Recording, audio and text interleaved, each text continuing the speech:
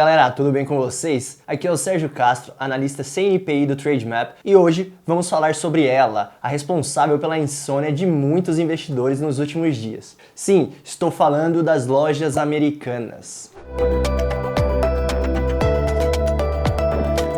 A empresa anunciou neste início de ano uma inconsistência contábil no balanço em um montante de 20 bilhões de reais, o que levou as ações a despencar. E na quinta-feira, 19 de janeiro, ocorreu o inevitável. A Americanas formalizou o pedido de recuperação judicial que foi acatado. A empresa recebeu 48 horas para apresentar a lista completa de credores e 60 dias para mostrar seu plano de recuperação judicial. As ações chegaram a ter os negócios suspensos e fecharam em queda de 42,5%. A nada mais, nada menos que R$1. E a B3, a Bolsa Brasileira, ainda informou que as ações da Americanas seriam excluídas de todos os índices, inclusive do Ibovespa. Mas afinal, o que realmente está acontecendo com a companhia e por que os investidores estão em pânico? Como vocês sabem, a Americanas atua no segmento de varejo. E antes de vender os produtos para o público, ela precisa comprar os itens de algum fornecedor. Geralmente, o pagamento tem um prazo de 60 ou 90 dias. E é aí que entram os bancos. Para agradar as duas partes, a varejista contrata um financiamento de um banco que fica responsável pelo pagamento do fornecedor à vista. Esse serviço de antecipação de pagamento ao fornecedor é conhecido como risco sacado.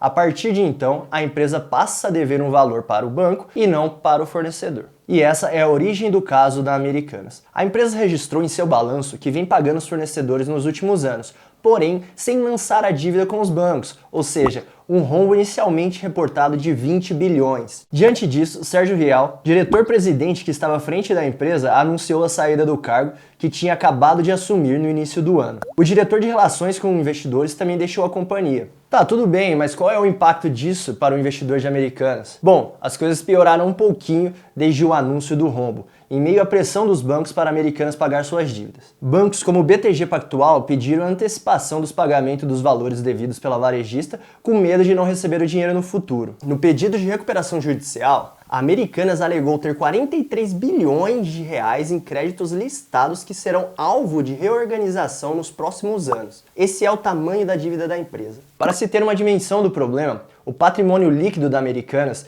que é o capital dos sócios na companhia, era de 14,7 bilhões de reais no fim de setembro de 2022, bem abaixo da dívida total, o que eleva o risco de falência da empresa. Além disso, o caixa gerado nos últimos 12 meses até setembro pela empresa foi em torno de 3,1 bilhões de reais. Considerando uma taxa de juros hipotética de 10% sobre o valor da dívida total, a Americanas teria despesas com juros em torno de 4 bilhões de reais ao longo de um ano, o que indica que a geração de caixa atual da companhia não seria suficiente nem para pagar os juros, quanto menos a dívida total. E o problema não é só da Americanas. Este rombo pode afetar outros setores. Bancos como Santander e Bradesco são os que parecem ter maior exposição às dívidas da Americanas e correm o risco de tomar calote e ter que aumentar as provisões, o que pode afetar os seus lucros. As provisões funcionam como uma espécie de reserva para cobrir eventuais calotes. A fim de compensar o risco de crédito, o banco estima a perda futura com o empréstimo e constitui uma provisão correspondente. Com o caso de Americana, os bancos vão pensar duas vezes antes de emprestar dinheiro para outras empresas,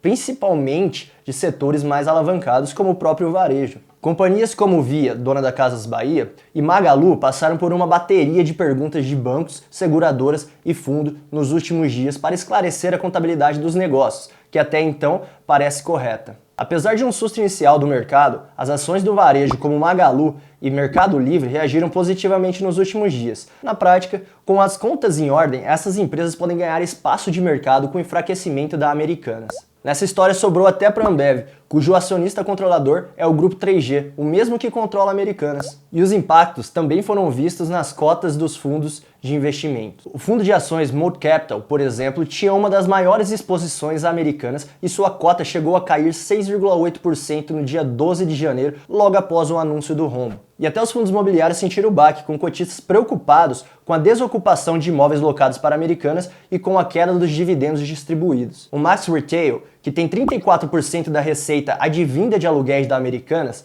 viu as cotas desabarem 7,4% em 4 dias. Já o fundo GGR Covepy, com quase 20% de exposição à varejista, teve perda de mais de 7,6% no mesmo período. Ainda tem muita água para rolar neste caso da Americanas. Uma quebra da empresa é naturalmente negativa para a economia como um todo, dada a dimensão da companhia. São mais de 40 mil funcionários diretos e cerca de 150 mil investidores na bolsa. Para acompanhar o caso de perto, fique ligado nas notícias publicadas na agência Trademap. Até a próxima!